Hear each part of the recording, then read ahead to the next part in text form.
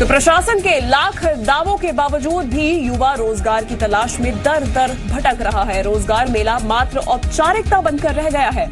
टीकमगढ़ जिले में बेरोजगारी की संख्या 60,000 के पार हो चुकी है। पिछले 4 सालों में 10% बेरोजगारों को भी रोजगार उपलब्ध नहीं करवाया जा सका है और जिन्हें मिला भी है वह घर से लंबी दूरी और कम वेतन के चलते काम करने नहीं पहुंचे। और इस बात को प्रशासन भी स्वीकारता है कि बुंदेलखंड के लोग दूरस्थ क्षेत्रों में काम करना पसंद नहीं करते हैं।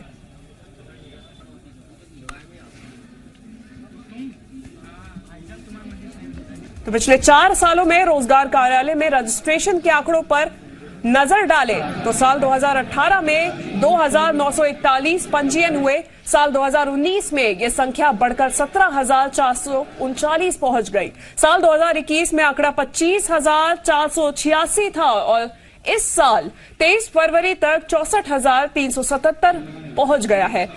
यानी कि आंकड़ों के मुताबिक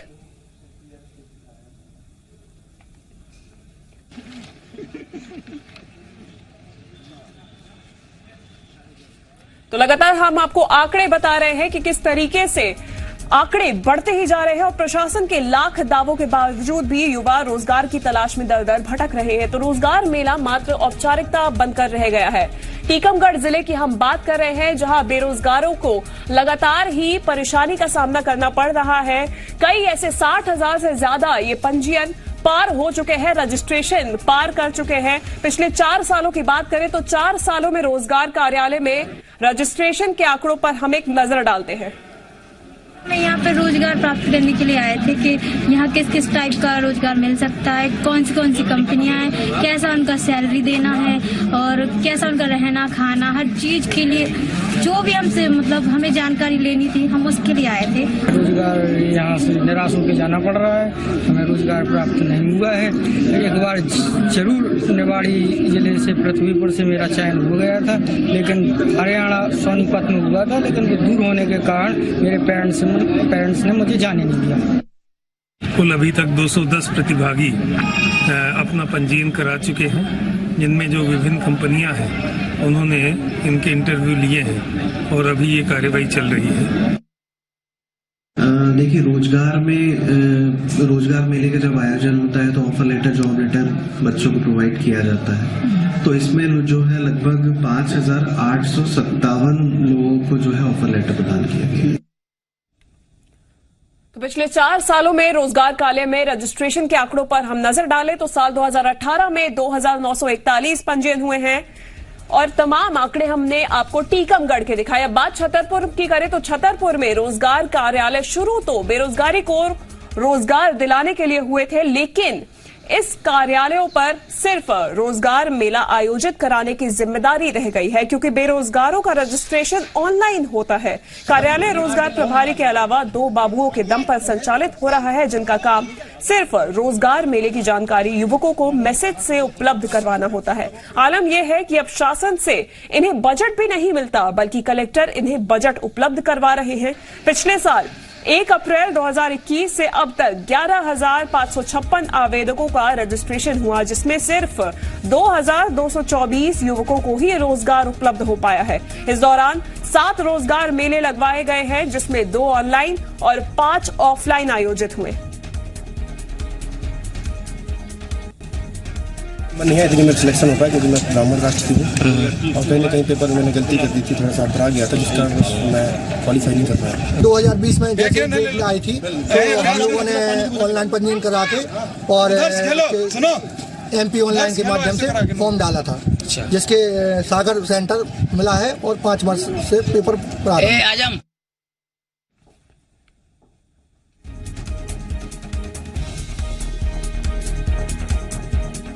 तो ज्यादा जानकारी के साथ जी मीडिया संवाददाता टीकमगढ़ से हमारे साथ जुड़ गए हैं आरवी सिंह।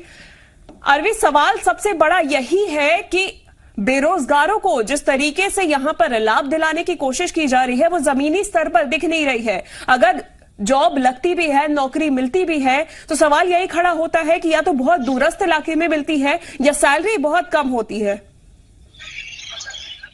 शिवांगी जी, आपको बता दूं कि बुंदेलखंड वैसे भी पिछड़ा जिला है बहुत, यहाँ बेरोजगारी की हालत बहुत खराब है।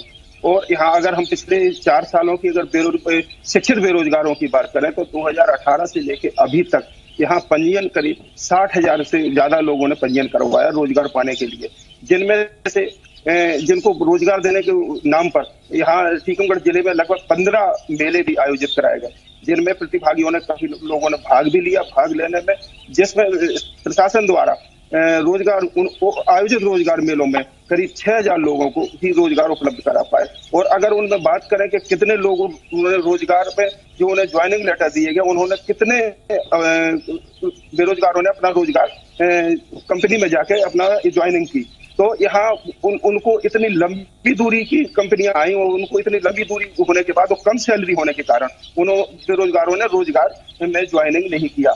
और उसका मूल कारण है कि जितनी भी कंपनियां यहाँ रोजगार मेलों में आती हैं वो सब प्राइवेट कंपनियां हैं और वो देखती हैं कि यहाँ कितने ज्यादा से ज्यादा लड़के हैं और कितनी कम सैलरी में हमें लड़के मिल जाए। उस हिसाब से उनका कोई निर्धारण भी नहीं है कि उनको वास्तविक कितनी सैलरी मिलना चाहिए। वो कंपनी के ऊपर डिपेंड है कि हमें कितनी सैलरी में उनको रखना है और कितने घंटे उनसे काम लेना है।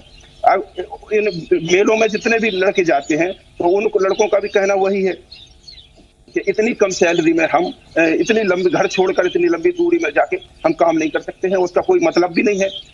जी शिवांगी। बिल्कुल आरवी, 4 सालों में जो पंजीयन जिन्होंने करवाया है बेरोजगारों के, उनकी मात्रा 61,000 के ज्यादा पहुंच गई है। इतने ज्यादा लोगों ने रजिस्ट्रेशन करवा लिया है, लेकिन फिर भी 4 सालों में केवल 15 के करीब ही रोजगार मेलों का आयोजन किया गया।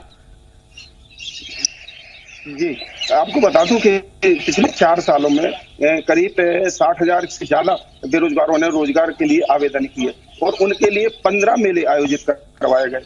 जी उनमें से केवल 5,800 कुछ बेरोजगारों को रोजगार उपलब्ध करा पाई सरकार, लेकिन उनमें से भी जो रोजगार पाने के लड़के हैं वो लड़के वहां नहीं पहुंच पाए कंपनी। मतलब ये जो मिथक ये साबित हुए रोजगार मेले, इनका कोई उद्देश्य वो सफल नहीं हुआ जो बेरोजगारों के लिए होना चाहिए। जबकि सरकार बार बार कह रही है कि हम बेरोजगार लोगों को रोजगार दे रहे हैं, लेकिन वास्तविकता अगर जमीनी हकीकत देखी जाए तो जमीनी हकीकत आप देख लें कि 60,000 लोगों में से मात्र केवल 6,000 लोगों को पंजीयन के नाम पर ज्वाइनिंग लेटर दिए गए। और अगर हम उनका बैकअप देखें इनमें से कितने लोगों ने ज्वाइन किया तो उनमें से भी कम 1,000 लड़के भी ऐसे नहीं होंगे जिन्होंने अपनी ज्वाइनिंग किया हो, जिनको वास्तविक रोजगार मिल पाया हो।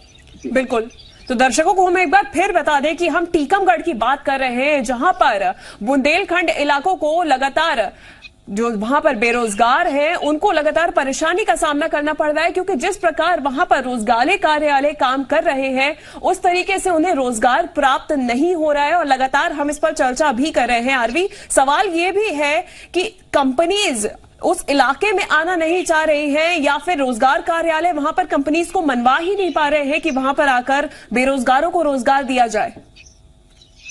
हम आपको बता दें कि रोजगार मेले जो आयोजित होते हैं, रोजगार मेलों में कंपनियां जो आती हैं तो वो कंपनियां कोई बड़ी कंपनियां बाहर से नहीं आती हैं, वो आसपास की कोई कंपनियां आ जाती हैं। कई मेलों में तो हमने देखा कि जो टीकमगढ़ की लोकल की प्राइवेट कंपनियां हैं, मिल चलाने वाले हैं, वो ही आ जाते हैं कि हम सब रोजगार देंगे लड़कों को। तो कोई भी आदमी अपना कैरियर, कोई भी लड़के अपना कैरियर खराब नहीं करना चाहते कि प्राइवेट कंपनियों में, मतलब जो लोकल कंपनियां हैं उनमें हम काम करके अपना कैरियर खराब कर ले, समय बर्बाद करें।